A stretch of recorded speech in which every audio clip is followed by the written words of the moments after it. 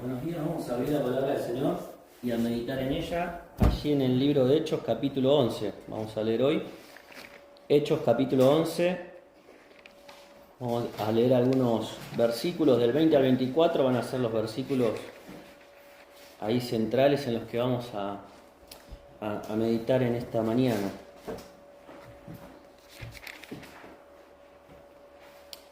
En mi Biblia el pasaje está titulado La iglesia en Antioquía.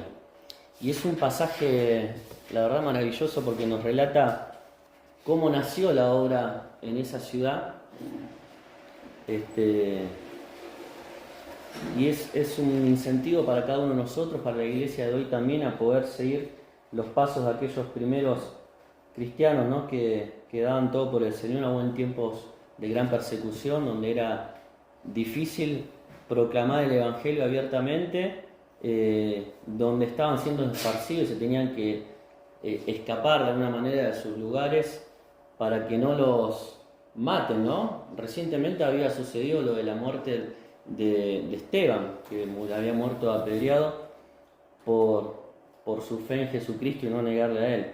Y esto es una continuación de esa historia. Dice el versículo 19 de Hechos 11: Ahora bien, los que habían sido esparcidos a causa de la persecución que hubo con motivo de Esteban, pasaron hasta Fenicia, Chipre y Antioquía, no hablando nadie la palabra, sino solo a judíos. Es decir, iban compartiendo el Evangelio mientras escapaban de la persecución y eran esparcidos. Sí, pero ¿a quién lo hacían solamente? A los judíos. Y fíjense que ahora en el versículo 20 hay un pero. Y siempre un pero nos habla, ¿no?, como de algo nuevo que va a suceder, algo que se destaca, algo que es un punto de inflexión. Dice, pero había entre ellos, entre estos creyentes, estos cristianos que estaban escapando de la persecución,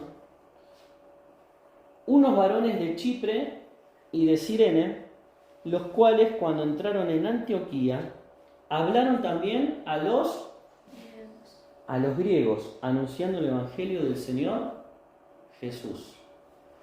¿Cuál fue el cambio radical que nosotros podemos ver entre el versículo 19 y el 20?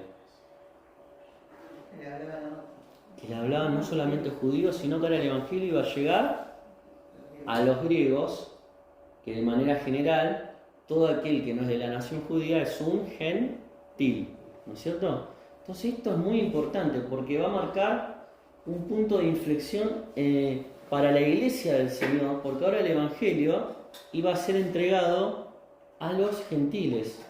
Si ustedes leen los versículos anteriores, Pedro está dando cuenta a la iglesia de Jerusalén, que era la iglesia madre, donde estaban los ancianos, los apóstoles, y a quienes les rendían cuenta de todo el trabajo misionero que hacían, de cómo el Evangelio había llegado también a la casa de Cornelio, después de una visión que tuvo Pedro, donde el Señor le manifestó que el Evangelio no era solamente para los judíos, sino para todas las personas, y el Espíritu Santo descendió en la casa de Cornelio sobre Cornelio, su familia, amigos, mucha gente que estaba ahí que no eran judíos.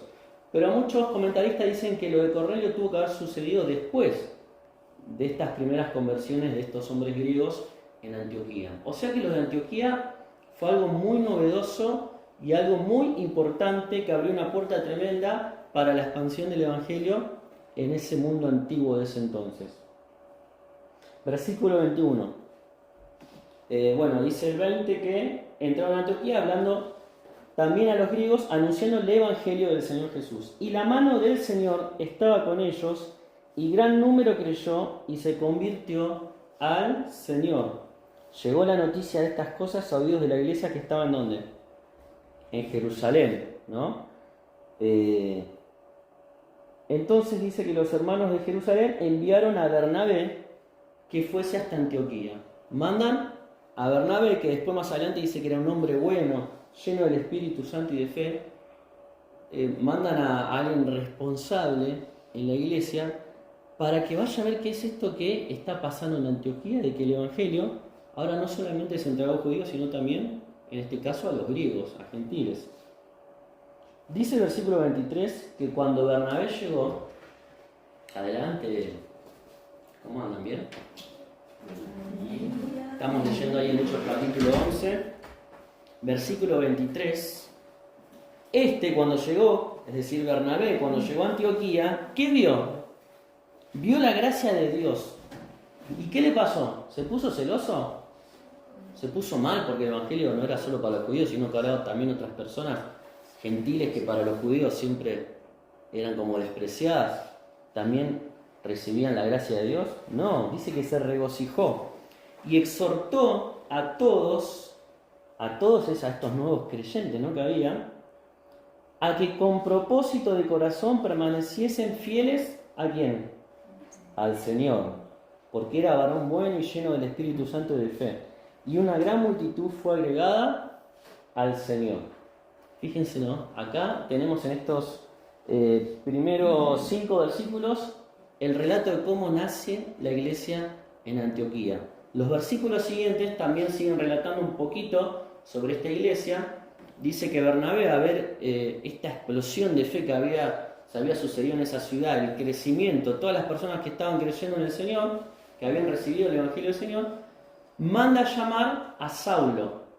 Todavía se lo menciona como a Saulo, pero Saulo, ustedes saben que fue llamado Pablo y fue el gran apóstol, ¿no?, a los gentiles, el que después con sus viajes misioneros amplió este abanico, podríamos decir, oportunidades al mundo gentil, y muchas ciudades de ese mundo antiguo y muchas personas que no eran judías también creyeron en el Evangelio y se formaron muchas iglesias. Pero en ese momento Saulo estaba todavía en Tarso, en su ciudad natal. Lo va a buscar, dice el versículo 25, y lo trae a Antioquía. Y dice el versículo 26 que allí se congregaron un año entero. Pablo, que era Saulo en ese momento, y Bernabé enseñaron a mucha gente, y dice que a los discípulos se los llamó cristianos por primera vez en Antioquía. Qué lindo, ¿no?, cuando recibimos a un hermano que tiene mucho conocimiento de la palabra, que nos viene a enseñar, pero lo tenemos por ahí un día, un fin de semana y se nos va. Miren qué privilegio que tuvieron estos primeros cristianos de Antioquía, que estuvieron con un entrenamiento full time durante un año.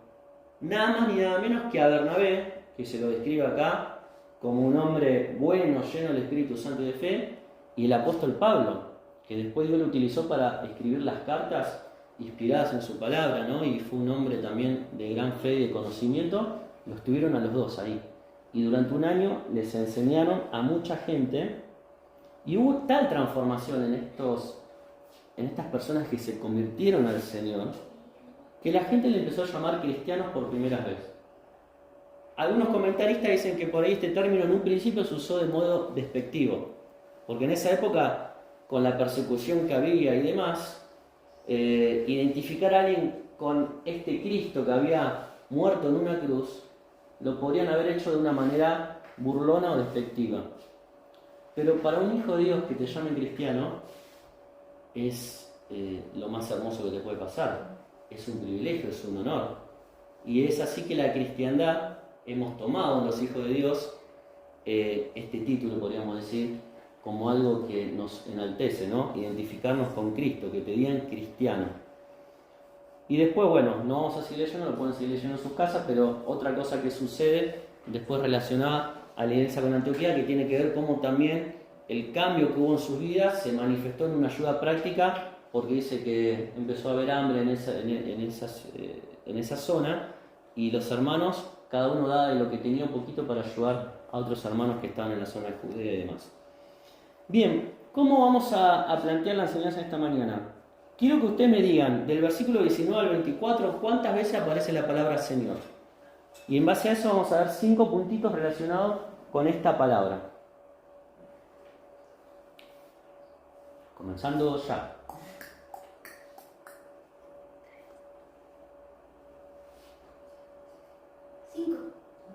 5. Muy bien. ¿Todos llegaron a las 5 veces? Muy bien. Vamos a ver entonces rápidamente 5 puntitos con la palabra Señor.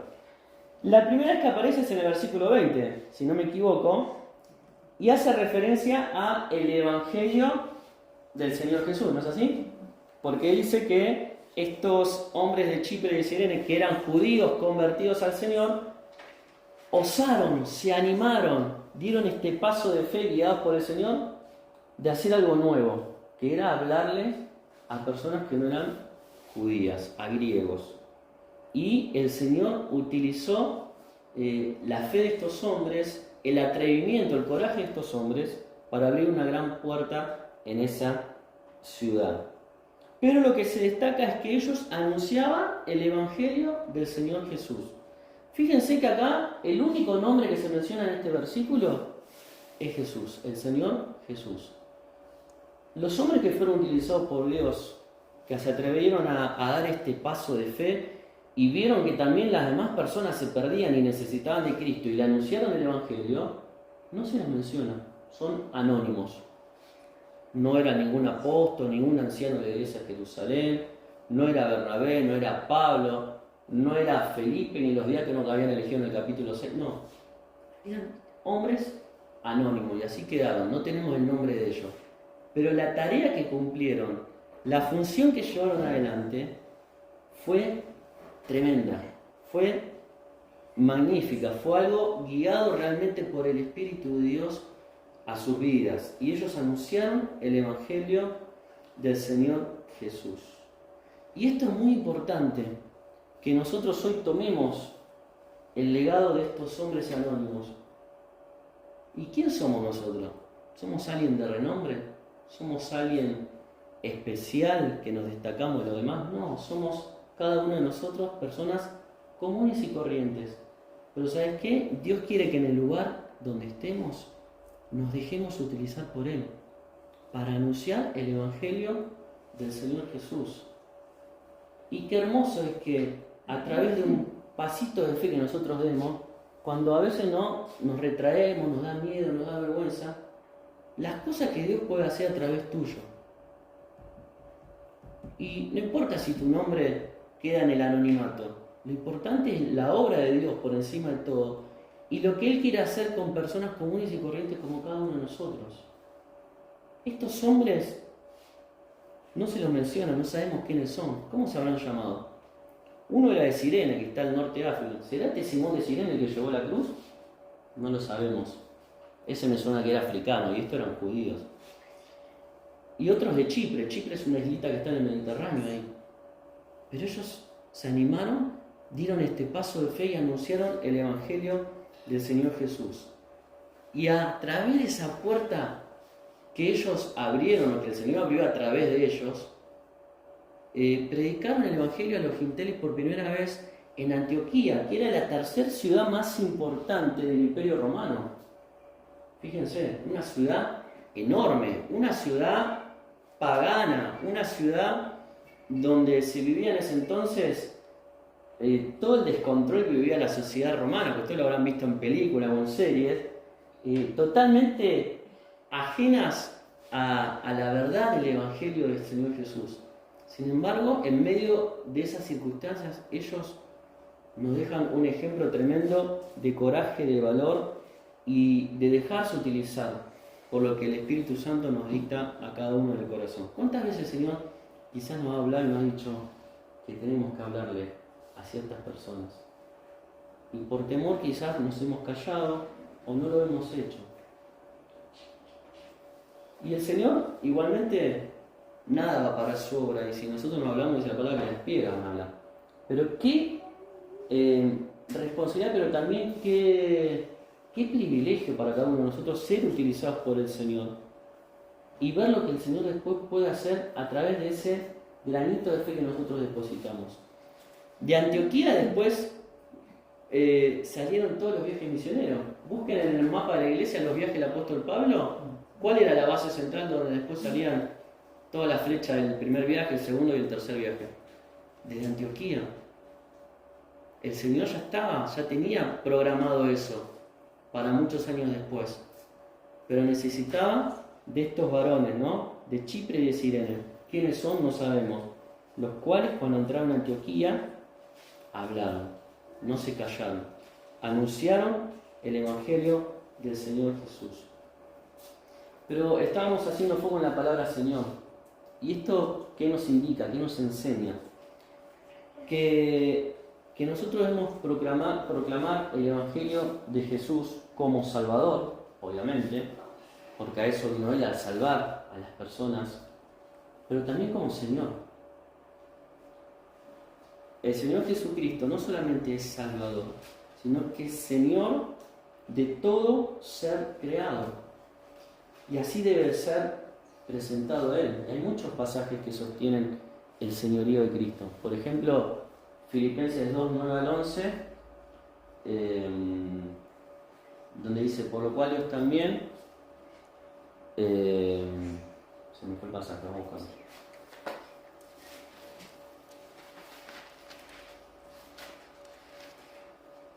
Por lo cual ellos también le exaltó hasta lo sumo, le dio un nombre que es sobre todo nombre, para que en el nombre de Jesús se doble toda rodilla, lo que están en los cielos, en la tierra y debajo de la tierra, y toda lengua proclame que Jesucristo es el Señor, para gloria de Dios Padre. Fíjate vos, ¿no? Cristo es el Señor y es lo que toda persona debe proclamar. Estos hombres entraron a Antioquía, hablaron a los griegos, anunciando el Evangelio del Señor Jesús. Hombres comunes y corrientes. ¿Qué nos enseña esto? Que el ministerio o la responsabilidad de entregar el Evangelio no es para una jerarquía selecta, no es para los pastores, los líderes, los ancianos. No, cada uno de nosotros debemos ser testigos. ¿Y qué es un testigo? Alguien que cuenta, ¿no? Da un relato sobre una verdad que observó. ¿Cuál es nuestra verdad? Que Jesús vino a este mundo, murió en la cruz por nuestros pecados, dio su vida para pagar el precio que nosotros no podíamos pagar delante de Dios. Nos salvó, nos amó. Y tenemos que anunciar el Evangelio del Señor Jesús. La segunda vez que aparece la palabra Señor es en el versículo 21. Y ahora dice que la mano del Señor estaba con ellos. Y este es el segundo punto que quiero compartirles. La mano del Señor estaba con ellos. ¿Con quién estaba? Con estos hombres anónimos, valientes, corajudos, que amaban al Señor, que vieron que no solamente los judíos necesitaban del perdón y del amor de un Salvador, de un Señor, sino que toda la humanidad lo necesitaba y dieron ese paso de fe. Y Dios, en consecuencia, puso su mano sobre lo que ellos estaban haciendo. Cuando en las Escrituras, en la palabra, encontramos esta frase, la mano de Dios, muchas veces está en un contexto de juicio. Dios aplica su mano para juicio a aquellos que desobedecen. Pero en este caso, como en otros casos que aparece la mano del Señor, está indicando una bendición. Una bendición. ¿A quién le gustaría que sobre sus vidas pose la mano de Dios para bendición? Levante la mano, ¿no? Todos queremos, ¿no? Que la mano de Dios esté en nuestra iglesia, en nuestro hogar, en nuestro trabajo, en todo lo que estamos llevando adelante. Y en este caso dice que la mano del Señor estaba con ellos, y porque la mano del Señor estaba con ellos, gran número creyó y se convirtió. Creo que muchas veces por ahí nosotros nos cuestionamos, ¿y por qué la iglesia no está creciendo? ¿Por qué no vienen más personas? ¿Por qué otros no creen, no se convierten al Señor? Y estamos mirando nuestras propias manos, ¿no? Y pensamos que, es algo que no estamos haciendo nosotros. Puede ser que en algo estemos fallando. Pero esto nos enseña que, por sobre todas las cosas, el que lleva salvación a las almas, el que convence de pecado a las personas, el que da el crecimiento a la iglesia, el que agrega personas a la iglesia, ¿quién es? El Señor. La mano del Señor estuvo ahí en Antioquía y muchos, dice, creyeron y se convirtieron al Señor. Entonces, qué importante es tener esto en cuenta, ¿no? Cuando uno lee, por ejemplo, el libro de Esdras, en muchos versículos, Esdras menciona cómo la mano del Señor estaba con ellos, ¿no? Y los ayudaba. Vamos a leer algunos versículos, por ejemplo, a ver, Esdras capítulo 7, creo que es verso 9, porque él dice: el día primero del primer mes fue el principio de la partida de Babilonia, y al primero del mes quinto llegó a Jerusalén. Está hablando, ¿no?, cuando los judíos vuelven de Babilonia a Jerusalén. Y fíjense lo que dice al final: estando con él la buena mano de Dios. Estando con él la buena mano de Dios. Capítulo 8, versículo 20.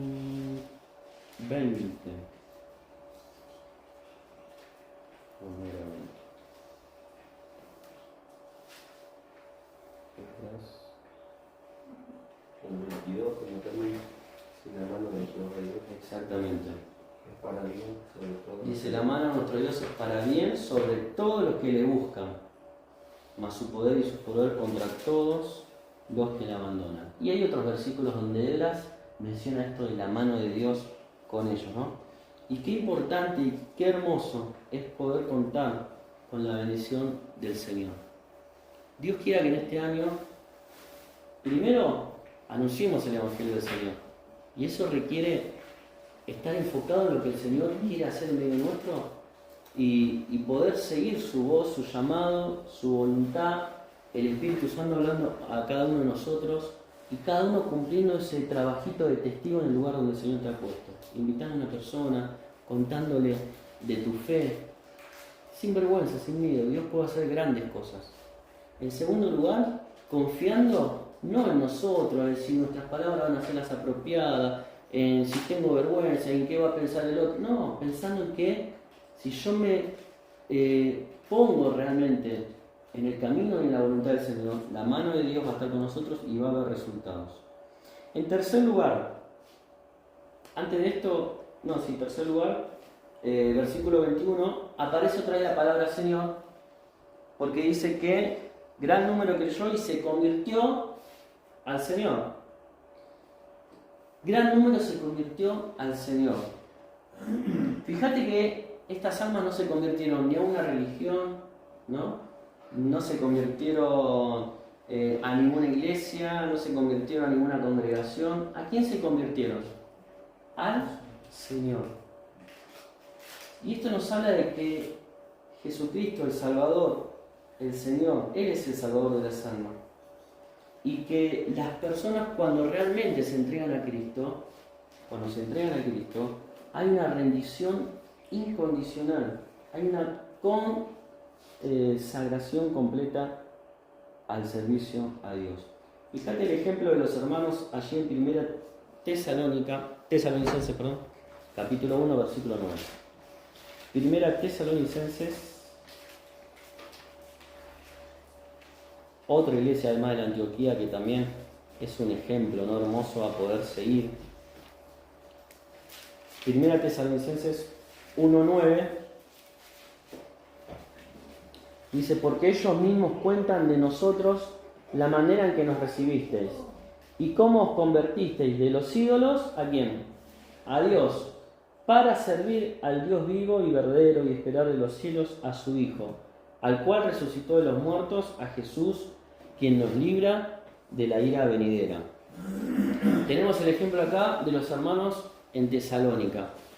El apóstol decía: hemos escuchado a ustedes cómo comparten el Evangelio, de tal modo que nosotros no tenemos necesidad ni de hablar, porque ustedes están cumpliendo la tarea. Y también dice, nos cuentan de cómo se han convertido de los ídolos, de vivir una vida pagana, lejos de Dios, al Dios vivo, para servirle. Y cómo están esperando siempre su regreso, su venida. Qué hermoso testimonio, ¿no?, de lo que Dios puede hacer cuando una persona se convierte al Señor. Una persona se entrega incondicionalmente, una persona se consagra por entero al servicio del Señor. ¿Cuándo fue el momento en que entregaste tu vida a Cristo? Quizás hace poquito, quizás hace muchos años, pero lo que Dios quiere ver en nuestra vida es ese resultado de una genuina conversión. Si antes caminaba para aquel lado, ahora dio un giro de 180 grados y camina para el otro lado. Eso es una conversión. Y acá se han convertido los de Antioquía al Señor, han entregado su vida a Él. Nada fue igual desde ese momento. Por algo los empezaron a llamar los cristianos. Hubo un cambio genuino en sus vidas, una consagración completa al Señor. En cuarto lugar,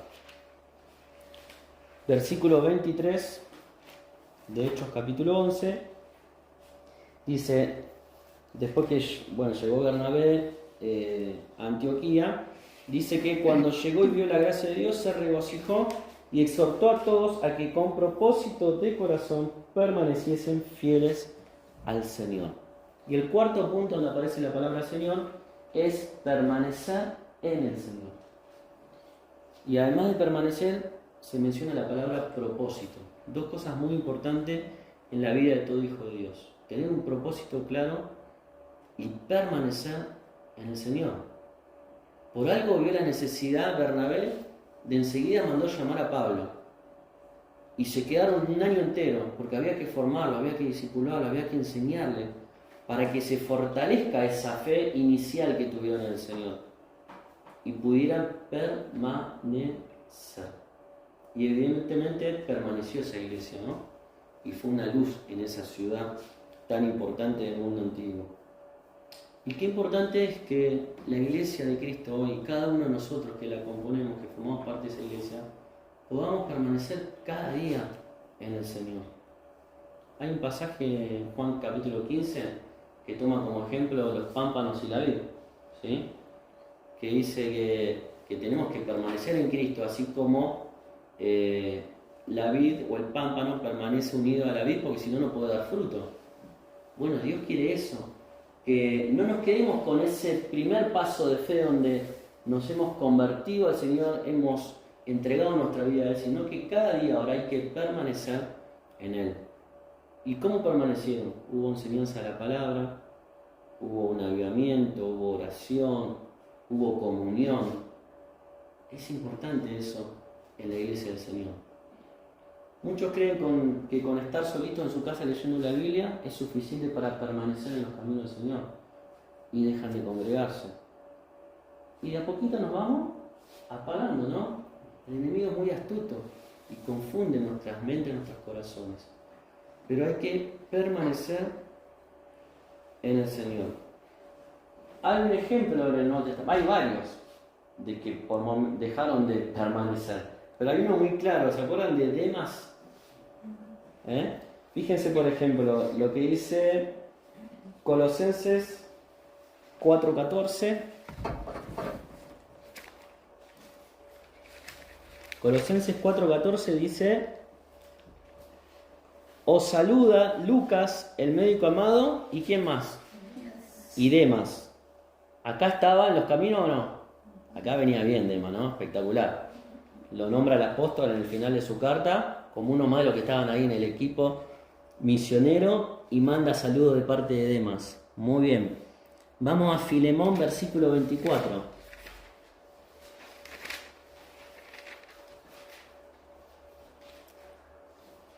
Marcos, Aristarco, Demas y Lucas, mis colaboradores. ¿Cómo venía Demas acá? Bien, le ponemos el dedito así. Era un colaborador todavía. Vamos a 2 Timoteo 4:10.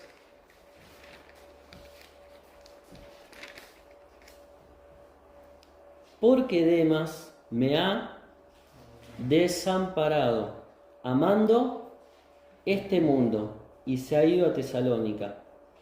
Y después nombra a otras personas más. Ay, me agarró como una tristeza recién. Pero esto pasa, y esta misma tristeza sentimos cuando vemos a queridos hermanos o personas que se van quedando en el camino, que en un momento estaban ahí sirviendo, ferviente, alabando al Señor, congregándose, con ganas de seguirle. Y en un momento dejaron de permanecer en el Señor. Amaron más este mundo y se fueron. Y se enfriaron de tal modo que parece que hasta niegan al Señor. Que no nos pase esto, porque a cualquiera nos puede pasar, ¿eh? No nos creamos más poderosos que cualquiera de nuestros hermanos. Todos tenemos las mismas debilidades. Por eso la importancia de cómo Bernabé los exhortó a que tengan un propósito firme y a permanecer en el Señor. Ejemplo de hombres que permanecieron fieles hasta el final. Pablo, la mayoría de sus cartas las escribió a un preso y murió ahí nomás, pero fiel hasta el final. El apóstol Juan, uno de los únicos que llegó a viejo, anciano, podríamos decir, en la isla de Patmos, pero hasta el final, fiel al Señor. Que Dios nos encuentre en su venida o cuando nos quiera llevar de este mundo, permaneciendo en Él. Y el último punto, versículo 24, ahí en... Chau, se me acabó el bosquejo. Y el último punto, versículo 24 de Hechos capítulo 11, dice, porque era varón bueno y lleno del Espíritu Santo y de fe, y una gran multitud fue agregada al Señor. La última mención ahí donde aparece la palabra Señor. Y este concepto también es muy importante, ¿no? Porque aquellos que iban creyendo, que entregaban su vida a Cristo, que se quedan agregados al Señor, una gran multitud ahí en Antioquía. Y esto también lo podemos unir con Hechos capítulo 2, creo que es versículo 36, donde dice que el Señor añadía cada día a la iglesia los que iban a ser salvos. Y qué importante, ¿no? Es que el Señor añada a su iglesia a aquellas personas que Él eligió, ¿no? Y que podamos maravillarnos de ese obrar del Señor, también acá en Villa Langostura, en medio nuestro. ¿Quiénes serán las almas que en este 2024 el Señor llame y añada y agregue a su iglesia? Fíjate que en todo este proceso que vivimos, el Señor utiliza siempre personas. Movió el corazón de estas personas anónimas cuando ingresaban a Antioquía, caminarían por sus calles, esa ciudad enorme, comercial, pero también pagana, los movió, ¿vio? Estas personas fueron movidas por el Espíritu Santo y vieron la necesidad que tenían también ellos, aunque no sean judíos, de Cristo. Y Dios puso su mano de bendición, muchos creyeron, fueron exhortados, enseñados a permanecer fieles al Señor y eran añadidos a la iglesia del Señor. Que el Señor nos bendiga y que este ejemplo tan maravilloso de la iglesia de Antioquía pueda animarnos a que la iglesia de Villa Langostura en este lugar, aunque hoy seamos poquitos, sea desafiada a cumplir con el propósito de Dios. Dios quiere hacer grandes cosas en medio nuestro, pero tenemos que nosotros también escuchar su voz y dar ese paso de fe, ver la necesidad de las personas, invitarlos a anunciar el Evangelio, compartirles de nuestra fe. Y después, descansar en el Señor, su mano poderosa va a estar en lo que Él quiera hacer. Que el Señor nos bendiga y que realmente su palabra pueda tocar nuestros corazones.